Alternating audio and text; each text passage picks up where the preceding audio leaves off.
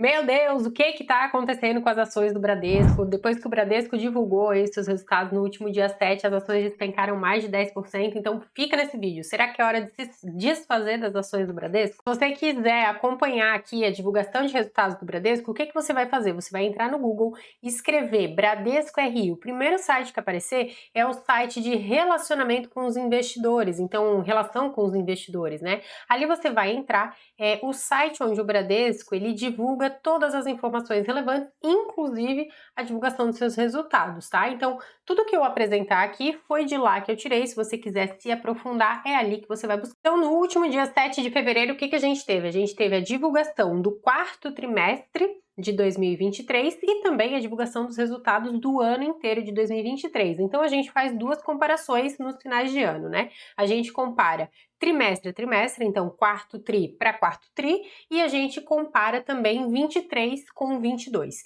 E aí, qual é a grande questão? Quando a gente pega aqui o quarto tri de 23 com o quarto tri de 22, a gente teve um aumento de 80% no lucro líquido recorrente. Agora, quando a gente pega aí a comparação do resultado de 2023 com o resultado de 2022, a gente teve uma queda de 21,2% no lucro líquido recorrente. E o mais importante é a gente entender que, por mais que a gente tenha apresentado um lucro líquido recorrente no quarto tri, ele veio muito abaixo do que o mercado projetava. E a gente já sabe que o mercado funciona dessa forma, né? O mercado de ações funciona dessa forma. Por mais que o resultado tenha vindo positivo, ele foi inferior ao que o mercado esperava, e aí foi isso que fez, na grande parte, aí, as ações do Bradesco tombarem, além de uns outros resultados que a gente vai falar por aqui também. Se for para falar de projeção, o que o mercado projetava? O mercado projetava um lucro de 4,57 bilhões no quarto tri, o que foi praticamente o dobro do que o Bradesco apresentou, porque o Bradesco apresentou aí um lucro recorrente no quarto tri de 2,88 bi, então bem abaixo da projeção de mercado. Isso por si só já seria motivo suficiente para as ações caírem, mas não foi isso aí. Indo aqui um pouco para os resultados do banco, nós tivemos aí uma margem financeira do Bradesco que caiu, tanto na comparação trimestre quanto na comparação ano. Nós tivemos também as receitas de prestações de serviço caindo, tanto no trimestre quanto no ano. Em contrapartida, a margem financeira caiu e as receitas de prestações de serviço caíram, mas por outro lado, as despesas operacionais elas aumentaram, tanto na comparação trimestre quanto na comparação ano. E aí aqui a gente começa a comparar os resultados do Bradesco, que é o famoso bancão tradicional, com outros bancos, como por exemplo o próprio Itaú. E o que a gente teve no Itaú? A gente teve uma margem financeira que aumentou, a gente teve uma receita de prestação de serviço que aumentou e uma despesa operacional que ficou praticamente elas por elas. Então a gente tem aí o seu principal concorrente, que é o Itaú, com resultados totalmente diferentes do que os resultados que o Bradesco apresentou. E isso é ruim. E por que nós estamos tendo esses resultados aí, né? Porque a gente pode observar, por exemplo, que uma das fontes de receita de um banco é nas operações de crédito. Então, um banco, basicamente, o grande operacional dele funciona como? A gente capta dinheiro através de investimentos e a gente empresta dinheiro através de financiamentos e empréstimos. E quando a gente olha aqui a carteira de crédito do Bradesco, a gente percebe que reduziu a quantidade de empréstimos que eles fizeram para os clientes. Então, quando a gente pega para pessoas físicas, por exemplo, a gente teve aí, numa variação de ano a ano, vamos dizer assim, uma redução de 6,3 aqui para crédito pessoal e uma redução também de empréstimos em CDC ou leasing de veículos de 7,8. Então, quando a gente soma todos os financiamentos ao consumo do Bradesco para pessoas físicas, no ano a ano a gente teve uma redução de 0,7.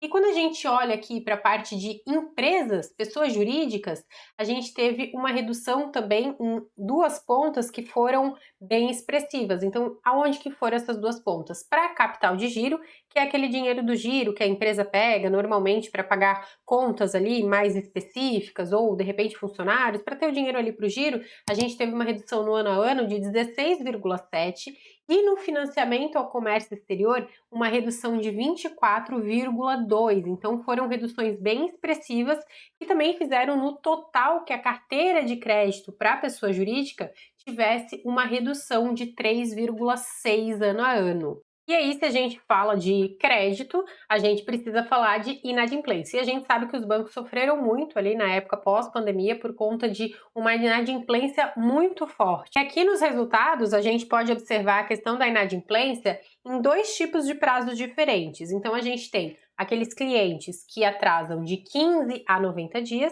e nós temos os clientes que atrasam mais de 90 dias. Então, aqui dentro da parte de atraso de 15 a 90 dias, é menos perigoso do que aqueles atrasos acima de 90 dias. O risco desse cliente realmente não pagar, se ele já está devendo há mais de 90 dias, é muito maior. E aí, quando a gente vai avaliar como que está esses indicadores de inadimplência aqui do Bradesco, a gente tem o seguinte resultado. De 15 a 90 dias, os índices de inadimplência, eles ficaram estáveis tanto no comparativo trimestral, né, quarto tri para quarto tri, quanto no comparativo anual. Acontece que, quando a gente olha aqui para os inadimplentes acima de 90 dias, de dezembro de 2023 para frente, a gente teve um aumento de inadimplência. E foi só a partir do segundo semestre de 2023 que essa inadimplência ela começou a reduzir.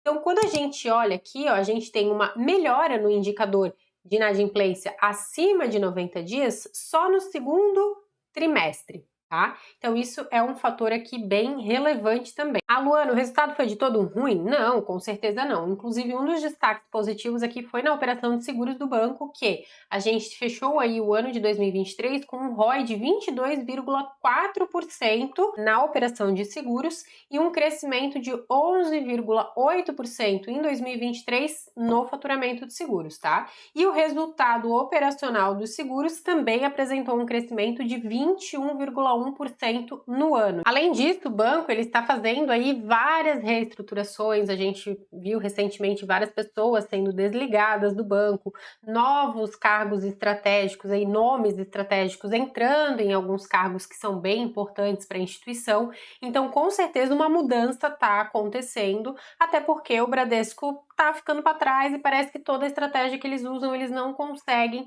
seguir, né? E aí se a gente vai comparar com o maior concorrente aí, que é o Itaú, então sempre vinha resultado Bradesco, resultado Itaú, os dois sempre ficavam pau a pau.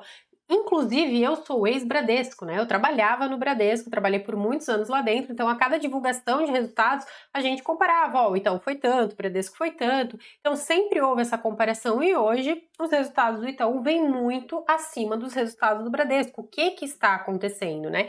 E na minha percepção, tendo um olhar assim de ex-funcionário, entendendo de sistema, entendendo de metas, direcionamentos, etc, e olhando para o Itaú, o que eu percebo? O Itaú ele investe muito em tecnologia, ele investe muito na qualificação dos profissionais e na retenção desses profissionais, enquanto o Bradesco ele não investe tanto assim em tecnologia quanto no Itaú. O Bradesco ele não consegue reter os bons colaboradores que ele tem lá dentro e acaba perdendo esses profissionais para outras instituições. O Itaú, por exemplo, comprou a XP, deixou a XP trabalhar, fazer o serviço dela, não enforcou a XP, depois não deu certo, beleza, mas o Itaú aumentou o seu valor de mercado, depois se desfez ali da XP, tudo certo, ele aprendeu como é que se faz tudo aquilo que a XP fazia, então também foi bom. Enquanto isso a gente tem o Bradesco, que há muitos anos atrás comprou a Ágora, que era uma das maiores corretoras que existia no Brasil, e simplesmente sufocou a Ágora, deixou ela lá debaixo do tapete, a Ágora morreu, e aí depois de muitos anos, quando a XP já estava lá no topo, o Bradesco tentou ressuscitar a Ágora, mas daí já não conseguiu mais, né? Porque o cavalo já tinha passado encilhado, enfim. Então, assim, a maioria das pessoas não utiliza a Ágora. Hoje em dia não é a corretora que é a mais utilizada, praticamente nem se fala na Ágora, né? Então, quando a gente fala em corretora, vem muitas outras corretoras antes de falar em Ágora. Por exemplo, o Itaú comprou a Avenue e deixa a Avenue trabalhar, ele não está interferindo de forma negativa. Em contrapartida, teve outras aquisições que o Bradesco fez que não deram certo, porque acabou tentando fazer o que ele já fazia nas suas operações ali do dia a dia, que já não está dando certo. Então eu vejo que para o Bradesco ele voltar a entregar os resultados que tinha e ficar parelho ali no Itaú, ele precisa investir em pessoas e investir na questão da tecnologia, e aquilo que ele adquire, ele precisa deixar o negócio funcionar e não tentar estrangular e fazer aquela mesma coisa do velho padrão. As coisas mudam muito rápido e as instituições precisam mudar. Não dá mais para agir da mesma forma e querer os mesmos resultados, porque o mundo está mudando. Mas o que eu posso dizer que é uma coisa muito louca, é hora de se desfazer das ações? Gente, o que eu quero mostrar aqui para vocês? O patrimônio líquido do Bradesco é 166 bilhões, tá? E se a gente olha o valor de mercado agora do Bradesco, chega a ser ridículo porque o valor de mercado é menor que o seu patrimônio líquido. O valor de mercado do Bradesco está em 137 bilhões. O que isso significa? Que se o banco simplesmente vender todo o seu patrimônio líquido, ele ainda assim é mais barato do que o quanto ele está valendo no mercado. Então não faz sentido. Então se a gente compara as ações com o seu patrimônio líquido, as ações elas estão muito abaixo. Então esse valor que está sendo aí negociado, o preço das ações, não faz sentido. Agora, também tem o custo do dinheiro, né? Então, se eu for lá colocar o meu dinheiro, mais dinheiro em ações do Bradesco, eu posso estar perdendo oportunidades de ganhar nesse mesmo período em uma outra instituição que está muito mais à frente. Tá? Então, isso daqui é algo que é importante a gente refletir também. O valor de mercado está muito abaixo, então as ações realmente estão muito baratas, muito aquém se a gente olha para o patrimônio líquido do banco, mas em contrapartida a gente tem o custo do dinheiro no tempo, então não dá para ficar sentado em cima de uma posição achando que isso daí em algum momento vai voltar, porque se o banco continuar tendo as mesmas estratégias, realmente fica complicado. Aqui eu vou direto ao ponto, então esse foi o vídeo que eu tinha. Se você gostou desse conteúdo, já deixa o seu like, assim o YouTube entende que o conteúdo é bom, e aproveita para me encontrar aí também nas minhas outras redes sociais.